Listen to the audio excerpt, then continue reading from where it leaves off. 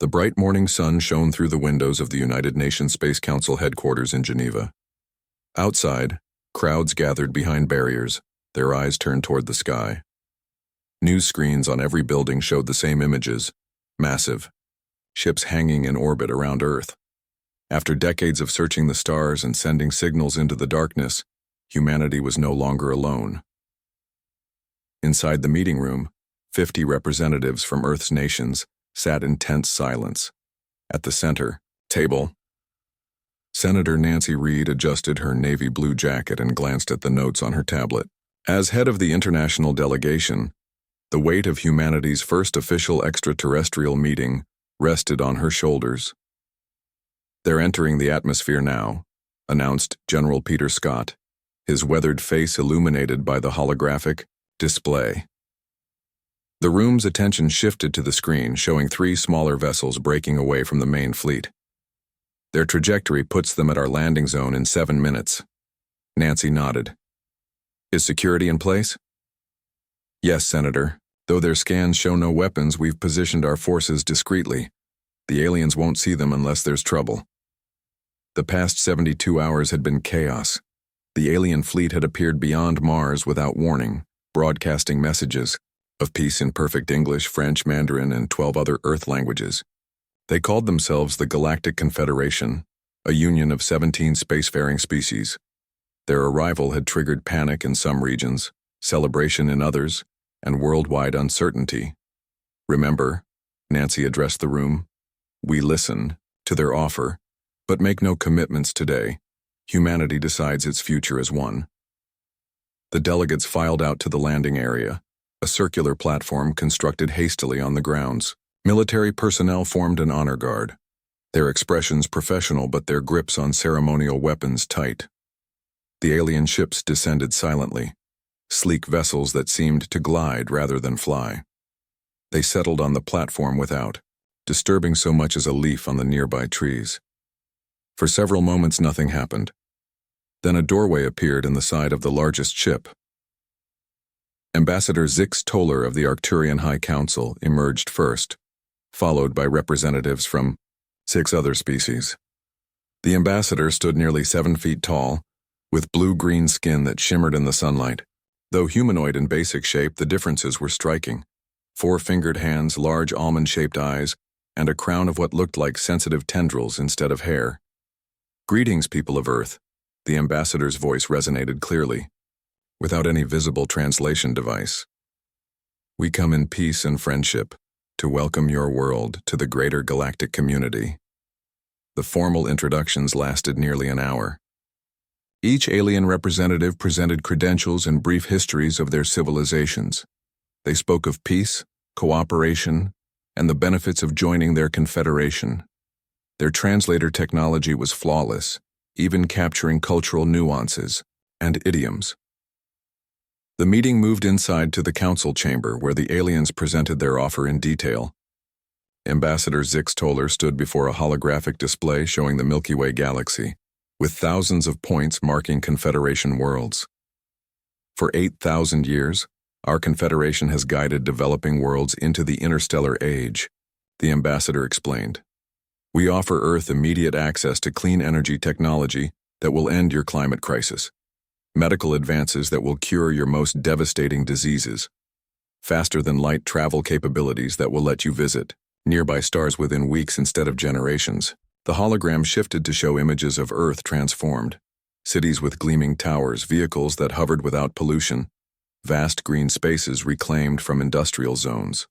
"In return, we ask only that Earth accepts oversight from our Technological Integration Council to ensure these gifts are implemented safely. All developing worlds receive this guidance. It is for your protection and the galaxy's."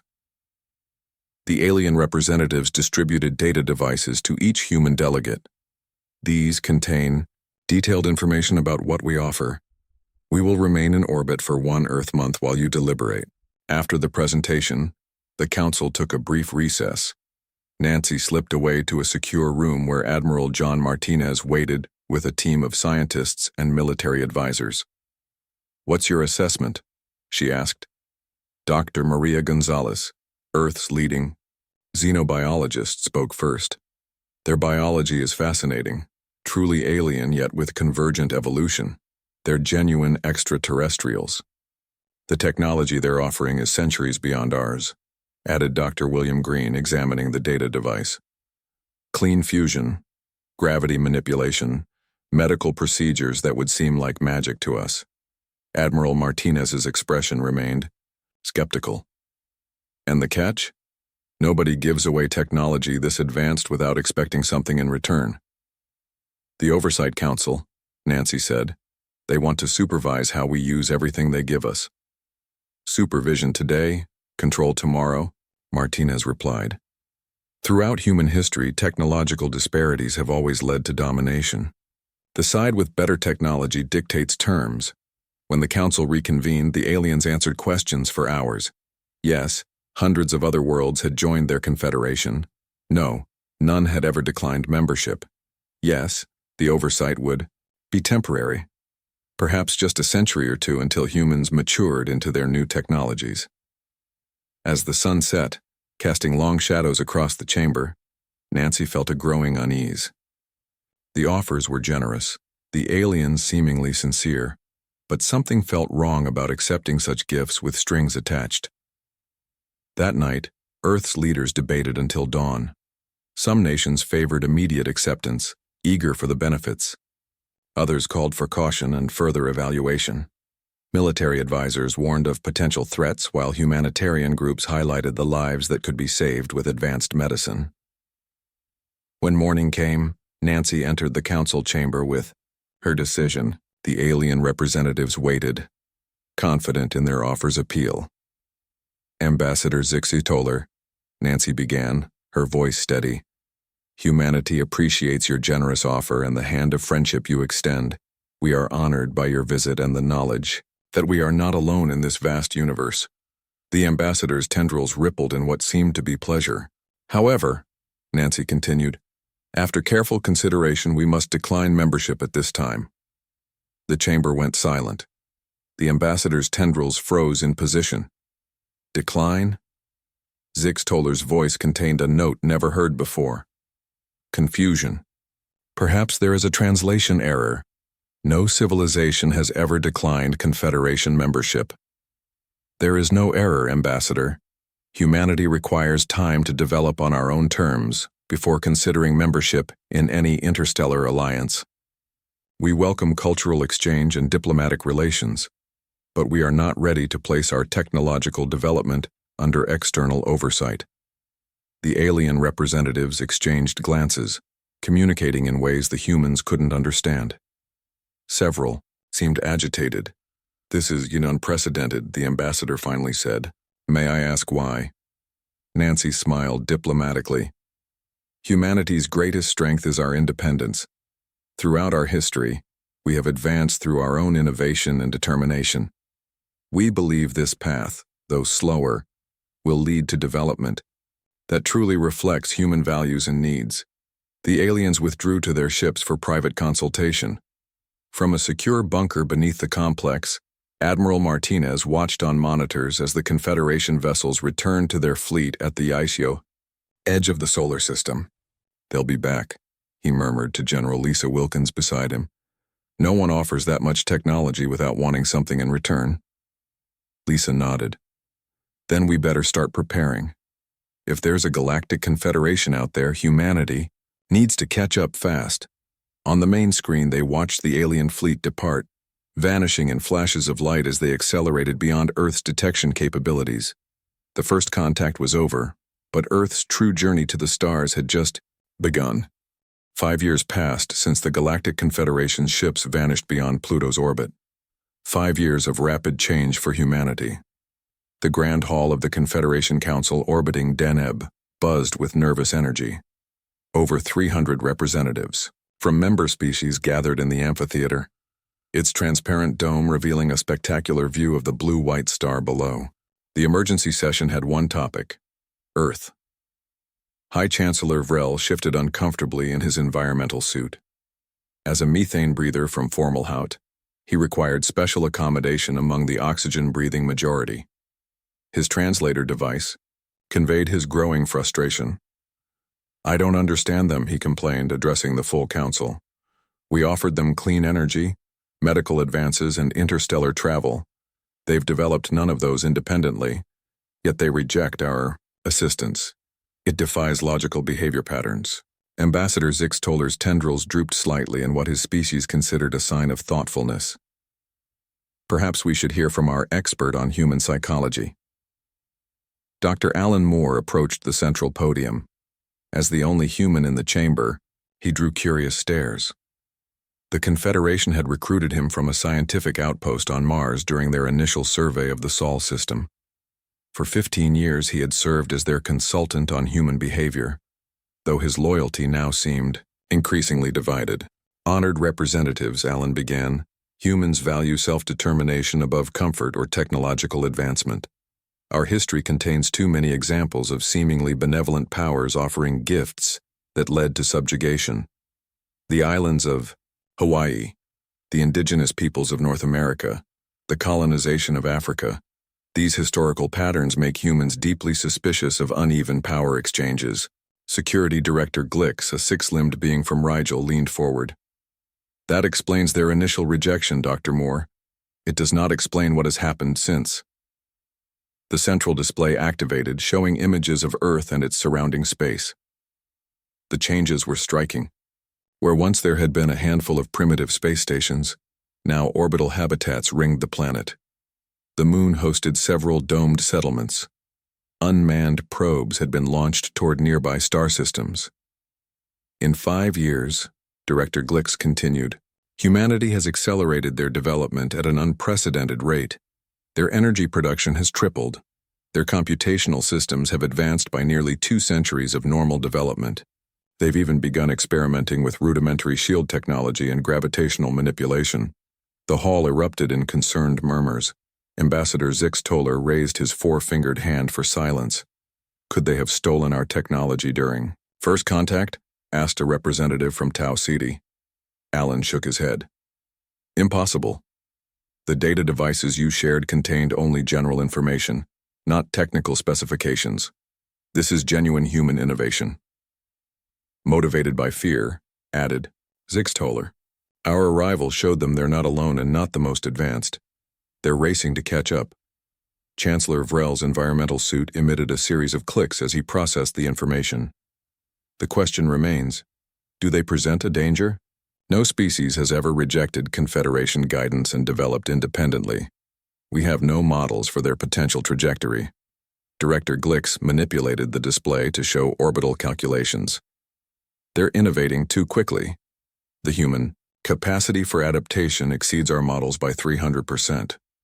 At this trajectory, they'll achieve technological parity with member species who've had our guidance for centuries. Within 100 years, they could surpass several Confederation founding members. The implications hung in the air. For 8,000 years, the Confederation had maintained stability through careful control of technological development. Advanced technologies were distributed gradually, ensuring no species could threaten the established order. "What is most concerning," continued Director Glix, "is that we can no longer track all their activities. Our observation posts in the outer Sol system report increasing gaps in surveillance. The humans have developed some method of obscuring their actions from our sensors." Alan Moore listened with a mixture of pride and concern. Even he hadn't been aware of the full extent of Earth's progress. "We must vote on intervention," declared Chancellor Vrel. "The protocols are clear. Any species developing unauthorized technologies must be contained until they accept supervision."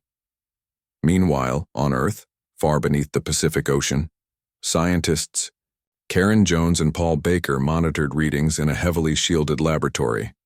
The object of their attention, a small probe suspended in a containment field, surrounded by complex equipment. "Power at 90%, Karen reported, her fingers dancing across the control panel. "Quantum stabilizers holding." Paul nodded, his eyes fixed on the probe. "Begin field generation." A low hum filled the room as the equipment powered up. The air around the probe seemed to ripple, then distort. "Field integrity stable," Karen announced, preparing for microjump. On the wall behind them, a digital counter displayed the number of previous attempts. 37. All failures. Initiating jump in 3, 2, 1. The probe flickered, then vanished. For 3 seconds, nothing happened. Then it reappeared, exactly 1 meter to the right of its starting position. Karen and Paul stared in disbelief, then broke into wide smiles. It worked, Paul whispered. It actually worked. Karen checked the readings, her hands trembling slightly. Displacement confirmed, all parameters within expected ranges. She looked up at her colleague, eyes bright with the magnitude of their achievement. We just moved an object faster than light. In the monitoring room next door, Admiral Sam Lewis watched through the glass. He activated his secure communication device. Madam President, Project Breakout was successful. We have FTL capability. President Diane Foster, in her office in Washington, D.C., closed her eyes briefly in relief. How long until we can scale it up? Dr. Jones estimates 6 months for a prototype large enough for a small vessel. Perhaps 2 years for something that could carry people safely. That may not be enough time, the president replied. Our deep space telescopes have detected movement at the edge of the system. The Confederation ships are returning. Back at the Confederation Council, the vote was complete. Ambassador Zix Toller looked troubled as he addressed Dr. Alan Moore privately after the session. I've always respected humans, the ambassador said. Your adaptability is remarkable, but you must understand, the Council has voted for quarantine protocols. A fleet is being assembled. Alan's expression remained neutral. May I ask why? Earth has shown no aggression toward the Confederation. It's not about aggression. It's about stability. For thousands of years, we've guided developing worlds to ensure technology spread in a controlled manner. Independent development is unpredictable. You mean you're afraid of what we might become? The ambassador's tendrils rippled in a pattern Alan had learned to recognize as discomfort. The Confederation fears what all orderly systems fear, Doctor, the unknown. Alan nodded slowly. Then I request permission to return to Earth. If my people are to be quarantined, I should be with them. The Council anticipated your request. Zix Toller handed him a small data device. You leave tomorrow. Perhaps you can convince your leaders to reconsider our offer before the quarantine fleet arrives. What the ambassador didn't know was that Alan had been expecting this outcome. The tiny quantum transmitter hidden in his tooth had already sent a one-word message to Earth. Coming. Earth had 6 months to prepare for the Confederation's return. It would not be wasted. A decade after first contact, the skies above Earth darkened once more with the presence of alien vessels. This time, the Confederation fleet was twice the size of their previous envoy. Massive ships positioned themselves at strategic points throughout the solar system, near Earth, Mars, the asteroid belt, and the gas giants. The mood in the United Nations Space Council bunker was tense but controlled. On the main screen, representatives watched as a single Confederation vessel broke away from the main fleet and approached Earth. President Diane Foster stood next to Dr. Susan Williams, the newly appointed director of the Global Defense Initiative. Susan's background in both quantum physics and international relations made her the perfect liaison for this moment. They're broadcasting on all frequencies, reported the communications officer. Put it through, ordered President Foster. The screen shifted to show Ambassador Zix Toller. The alien looked older somehow, the blue-green of his skin slightly faded, the crown of tendrils less vibrant. People of Earth, the ambassador began, his tone formal. The Galactic Confederation has observed your technological development with growing concern. You have advanced beyond established safety parameters for non-member worlds. President Foster stepped forward. Ambassador, we welcome you back to Earth. If the Confederation has concerns, we are open to discussion.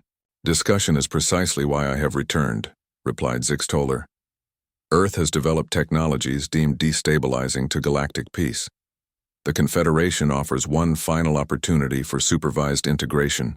Refusal will necessitate quarantine protocols. The ambassador's image disappeared, replaced by a transmission of data showing the full Confederation fleet positioned throughout the solar system. "They've surrounded us," noted General Rick Cooper, pointing to the tactical display. "Blockade. Positions at every major orbital pathway out of the system." President Foster turned to Susan. "Your assessment, Director?" Susan studied the fleet positions. "This isn't just about technology anymore. They're afraid of us." "Afraid? They have thousands of worlds and technologies centuries beyond ours. And yet," Susan replied, "here they are with a massive fleet to contain one primitive world. Something about humanity's development has truly unsettled them." The president considered this. "We need time. How long can we hold out against a blockade?" "Indefinitely," Susan answered with quiet confidence. "What they don't know won't hurt them. What the Confederation didn't know was that humanity had prepared extensively for this moment. In the decades since first contact, Earth had established hidden colonies on Mars, Europa, and Titan. These settlements were shielded by experimental cloaking technology, invisible to Confederation sensors. Additionally, the first human interstellar vessel, the UES Pioneer, had secretly departed for Proxima Centauri 2 years earlier with 5,000 colonists aboard. Using the faster-than-light drive developed by Doctors Jones and Baker, the Pioneer would establish humanity's first foothold beyond the solar system. After consulting with her advisors, President Foster decided the Earth's response would come, not from politicians but from someone who understood both the scientific and strategic implications. Susan Williams would represent humanity. The communication link reopened and Susan faced Ambassador Zix Toller. "The people of Earth acknowledge your concerns," she began, her voice calm but resolute. "However, we cannot accept terms that limit human potential. We seek friendship, not oversight." The ambassador's tendrils writhed in frustration. "You do not understand the consequences of your refusal. Unregulated technological development threatens the stability of the entire galaxy. With respect, Ambassador, technology itself is neutral. It is how it's used that matters. Earth has developed faster than your models predicted, yes, but we've shown no aggression toward the Confederation." "That is not the point," insisted Zix Toller. "For 8,000 years, the Confederation has maintained peace by controlling the spread of advanced technology. Your independent development undermines the entire system." Susan nodded, understanding finally clicking into place. "Then this isn't about protecting Earth, it's about protecting your control." The ambassador's silence was answer enough. Later that day, President Foster addressed an emergency session of the United Nations. Representatives from 196 nations gathered in New York, while billions watched the broadcast worldwide. "For centuries," she began, "humanity wondered if we were alone. Now we know the galaxy is filled with life, but also with powers that would restrict our growth. Today, we choose freedom over subservience, even if it means standing alone." The vote was unanimous. Earth would not surrender its sovereignty to the Confederation. Within hours, the Confederation established what they called a protective quarantine around the Sol system. In reality, it was a blockade designed to contain what many council members now viewed as a dangerously unpredictable species. Captain Olivia Daniels commanded the Earth vessel Defiance at the Neptune defense perimeter. From her position, she could observe the ring of Confederation ships maintaining the blockade. "They've surrounded us with over 200 ships," she reported to Earth Command, "but they're maintaining distance. This isn't an invasion force, they're just trying to keep us in." Earth Command responded with new orders. "Maintain position but do not engage. Observe and report only." The weeks that followed puzzled Confederation strategists. Instead of panicking or capitulating as their models predicted, humans seemed almost energized by the challenge. Global conflicts ceased almost overnight. Resources previously devoted to internal competition were redirected to space development and defense. In laboratories beneath the Himalayan mountains, Dr. Eric Johnson worked with his team on phasing technology, a method that could potentially bypass the blockade entirely by shifting objects partially out of normal space-time. The technology was experimental and dangerous, but potentially revolutionary.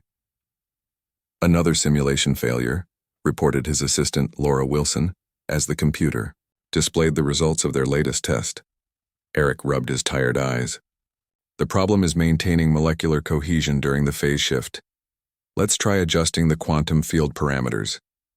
Similar scenes played out in hidden facilities around the world. At the bottom of the Mariana Trench, scientists perfected a new form of quantum communication that couldn't be intercepted or detected by Confederation technology. In underground bases beneath the Antarctic ice, engineers refined stealth systems that bent light and other forms of radiation around objects, rendering them effectively invisible. Ambassador Lynn Garcia, Earth's newly appointed diplomatic representative, sent one final message to the Confederation before Earth went silent. We regret that galactic politics necessitates this separation.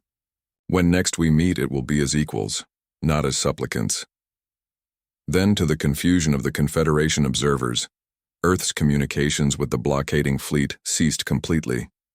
Their sensors still detected normal activity on the planet's surface.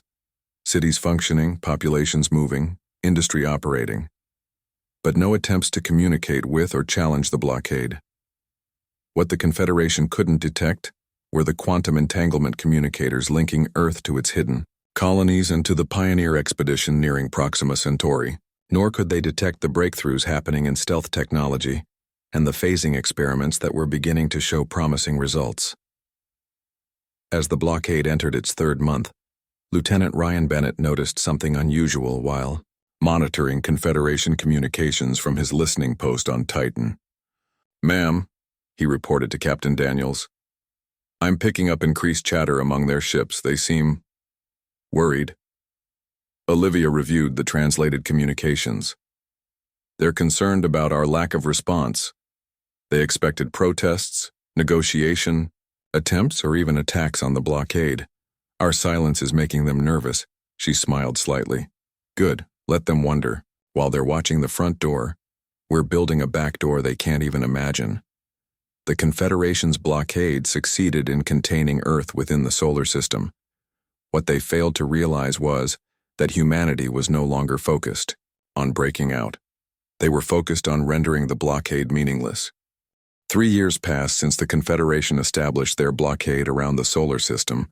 3 years of silence from Earth that increasingly troubled the alien observers. Captain Vera Ellis of the Confederation patrol ship Vigilant completed another sensor sweep of the area near Jupiter. Like all officers assigned to the Earth quarantine, she found the duty both boring and strangely tense. "Anything unusual, Lieutenant?" she asked her sensor officer. "Nothing, Captain. Same readings as yesterday and the day before that." Vera studied the tactical display. The massive gas giant Jupiter rotated slowly beneath them, its swirling clouds hiding any number of potential secrets. The humans had established mining operations on several of Jupiter's moons before the blockade. Now those operations appeared dormant. "I don't like it," she muttered. "The humans were expanding rapidly throughout their system before our arrival. Now they've pulled back to Earth and Mars. Perhaps they've accepted the reality of their situation," suggested her second-in-command. Vera's 6 eyes blinked in sequence, an expression of doubt in her species. "That would contradict everything in our psychological profile of humans. They don't surrender. They adapt." At that moment, an alert sounded from the communication station. "Captain, we're receiving an urgent message from Fleet Command. Across the entire blockade, 200 Confederation ships received the same alert. Something was happening that demanded immediate attention." Grand Admiral Zythox's scaled face appeared on their screens. "All patrol vessels, conduct immediate deep scans of your assigned sectors. We have reports of unusual spatial distortions throughout the system. These may be attempts by human vessels to breach the quarantine." The Vigilance crew sprang into action, recalibrating their sensors for the deepest possible scan of Jupiter and its moons. "Captain," called the sensor officer, his voice tight with alarm. "I'm detecting energy readings from Io and Ganymede. They weren't there on our last sweep." "Impossible," Vera replied. "We've been monitoring those moons constantly. Nothing could activate without us detecting the power-up sequence." The officer checked his readings again. The energy signatures don't match any known human technology. They're unusual.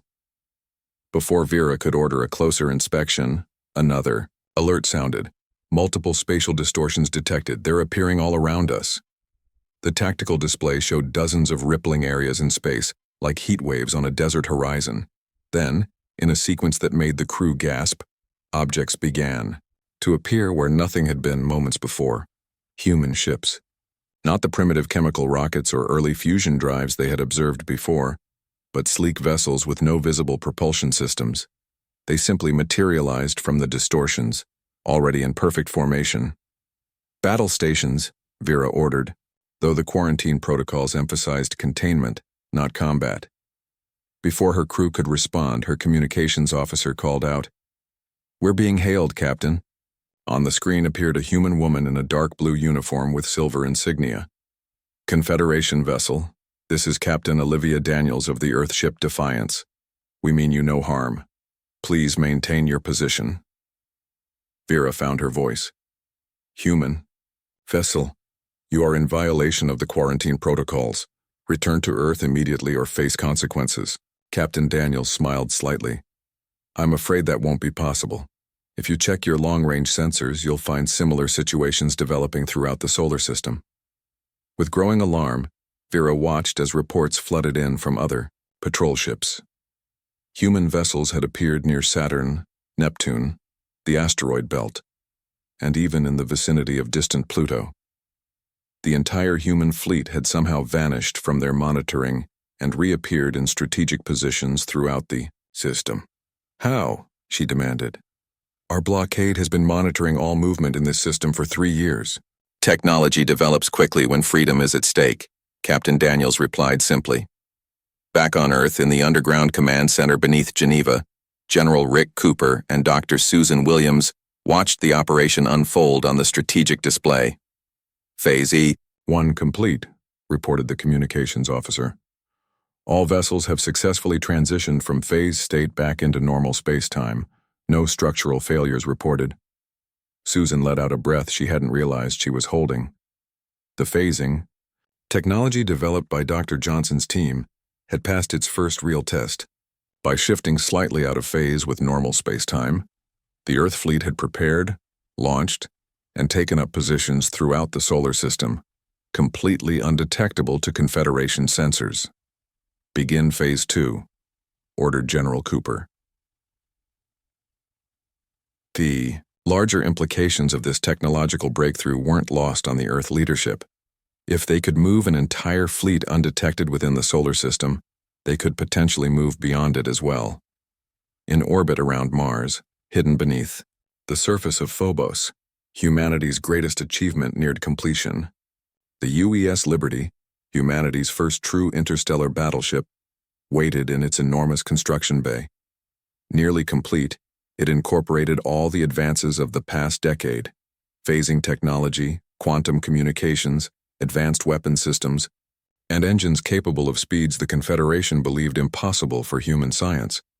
What puzzled Confederation strategists was humanity's reaction to isolation. Instead of panicking or capitulating as their models predicted, humans seemed almost energized by the challenge. Global conflicts ceased almost overnight as humanity united against the external pressure. Resources previously devoted to internal competition were redirected to space development and defense. Grand Admiral Zythox called an emergency session of the Confederation Security Council, joined virtually by fleet commanders from throughout the blockade. "The humans have developed technology that allows them to become undetectable to our sensors," he explained, his normally confident voice strained. "We don't know how long they've had this capability or what else they might have developed during the blockade." High Chancellor Vrel's environmental suit emitted a series of rapid clicks as he processed this disturbing information. "Are they preparing to attack our blockade?" "Surprisingly, no," replied Zythox. "They've taken no aggressive actions. They're simply demonstrating their capability to render our quarantine ineffective." Ambassador Zixatoler's tendrils moved in a pattern indicating deep concern. "We must reassess our approach. Clearly, isolation has only accelerated their development rather than containing it. On Earth, President Diane Foster addressed the United Nations one final time before her term ended. The past 3 years had been the most challenging in human history, but also the most productive. Today marks a turning point, she told the assembled representatives and the billions watching worldwide. The Confederation sought to contain us within our own solar system. They believed isolation would force us to accept their terms. Instead, we have proven that humanity's greatest strength is our ability to overcome limitations. She gestured to a display showing the Earth fleet now positioned throughout the solar system, completely bypassing the Confederation blockade. We do not seek conflict with the Galactic Confederation. We still hope for peaceful relations between our civilizations, but we will never accept limitations on our potential or oversight from those who fear what we might become. The assembly erupted in applause. In her office after the speech, President Foster met with her successor, President-elect Greg Miller. They'll have to respond somehow, Greg noted, studying the reports from throughout the system. The question is whether they'll escalate or negotiate. Diane nodded. Either way, humanity is ready. The pioneer colony at Proxima Centauri is established and thriving. The Mars shipyards are nearly complete. Even if they decided to attack rather than simply blockade, we have contingency plans to ensure humanity's survival. And the Liberty? 3 weeks from completion. Once operational, it will be the most advanced vessel in known space. Greg looked out the window at the evening sky where stars were beginning to appear. It's strange to think that just 15 years ago we believed we were alone in the universe. We were never alone, Diane replied, but now we're no longer behind. 3 months after humanity's demonstration of their phasing technology, the Confederation faced an unprecedented crisis. Grand Admiral Zythox stared in disbelief at the reports flooding in from across 7 sectors of Confederation space. Confirm this information, he ordered his staff. It cannot be accurate. His chief intelligence officer rechecked the data streams. The reports are verified, Admiral. Human vessels have been detected simultaneously in the Proxima Centauri system, near Tau Ceti, in the Epsilon Eridani sector, and at 4 other star systems. The implications were staggering. Somehow, while under blockade, humanity had not only developed technology to bypass the quarantine, but had established an interstellar presence far beyond what should have been possible. The entire human fleet has vanished from the Sol system, continued the officer. Our patrols report normal activity on Earth and Mars, but nearly 70% of their orbital infrastructure and vessels are simply gone. Grand Admiral Zythox called an emergency session of the Confederation Security Council. The mood in the Grand Chamber was one of poorly concealed panic. Humans have either developed cloaking technology beyond our detection capabilities, or they've somehow evacuated significant military assets from the system without our knowledge, Zythox reported. Both possibilities are deeply concerning. High Chancellor Vrel's environmental suit emitted a rapid series of clicks that indicated extreme agitation. How is this possible? Our blockade was impenetrable. Ambassador Zix Toller's tendrils hung, limp with what his species considered shame. We underestimated them. Their determination to remain independent drove innovation at a pace we thought impossible. The answer to the mystery came 1 week later, when Confederation outposts across 7 sectors simultaneously reported the appearance of human vessels. Not just military ships, but colony vessels, mining operations, and research stations. While the Confederation had concentrated its forces around Sol, humanity had been establishing an interstellar presence through means the aliens hadn't thought possible. Near the Confederation capital orbiting Deneb, the space monitoring station detected a massive spatial distortion. From it emerged the largest human vessel yet seen, the UES Liberty, an impressive battleship that dwarfed the nearby Confederation patrol vessels. Admiral Samantha Wright, commanding from the Liberty's bridge, opened communications with the stunned Confederation leadership. On behalf of the United Worlds of Humanity, I extend greetings, she announced, her image appearing on screens throughout the Confederation capital. We come not as enemies, but as neighbors who have chosen our own path. The quarantine of our homeworld ends today. The Liberty's appearance so close to the Confederation capital sent shockwaves through the alien coalition. If humans could reach the heart of Confederation space undetected, their entire defense strategy was meaningless. Within hours, an emergency meeting was arranged aboard the Liberty. President Nicole Harris, who had succeeded Greg Miller after his sudden illness, arrived via a smaller vessel that phased into existence near the battleship. She would represent humanity in this historic moment. In the Liberty's conference room, President Harris faced the assembled Confederation Council. The tension was palpable as species who had never anticipated dealing with humans as equals struggled to adjust to the new reality. "Your technology," began High Chancellor Vrel, "should not be possible for your civilization's development stage. Our models indicated at least 3 centuries before humans could achieve interstellar capabilities of this level." President Harris smiled slightly. "With respect, Chancellor, your models failed to account for humanity's greatest strength, our response to challenges. The harder we're pushed, the faster we innovate." Ambassador Zix Toller leaned forward. "You must understand our concern. In the Confederation's 8,000-year history, no species has ever developed so rapidly without guidance. The potential for instability." "Is that truly your concern?" interrupted Harris. "Or is it that we've demonstrated another path is possible? One where developing worlds don't need to surrender their sovereignty to receive the benefits of advanced technology?" The ambassador's tendrils froze in position, confirming her suspicion. "Already," Harris continued, "we've received communications from 12 of your supervised worlds, expressing interest in human methods of independent development." That revelation sent murmurs of alarm through the Confederation representatives. Their entire system of controlled technological advancement was threatened. "What are your intentions?" asked Grand Admiral Zythox directly. "Your vessels have appeared throughout our territory. Is this the prelude to war?" President Harris shook her head firmly. "No.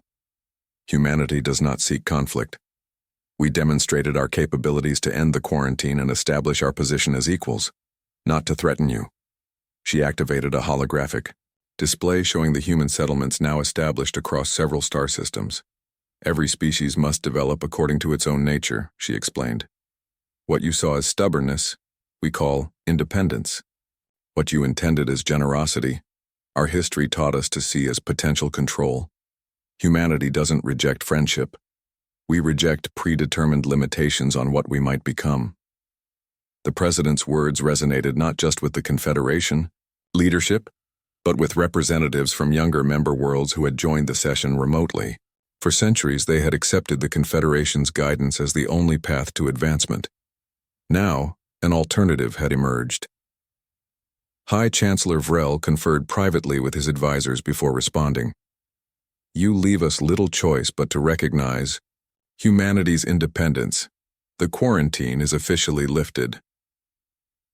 What followed was the beginning of a new relationship, not one of mentor and student as the Confederation had intended, but of equals with different perspectives. A formal treaty established boundaries for human expansion and opened trade relations between Earth and Confederation worlds.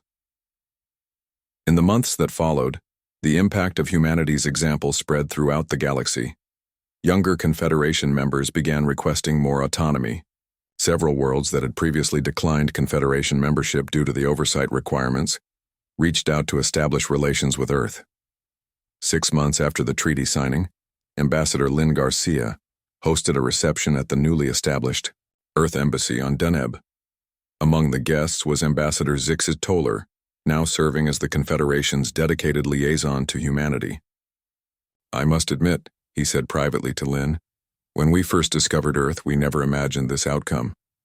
Your world has changed the Confederation more in 15 years than anything in the previous 1,000. Lynn smiled. "Change can be difficult, but often necessary. The Confederation maintained stability through control. Perhaps now it can find a more dynamic equilibrium through partnership." "Many of our oldest members resist this new approach," admitted Zix Toller.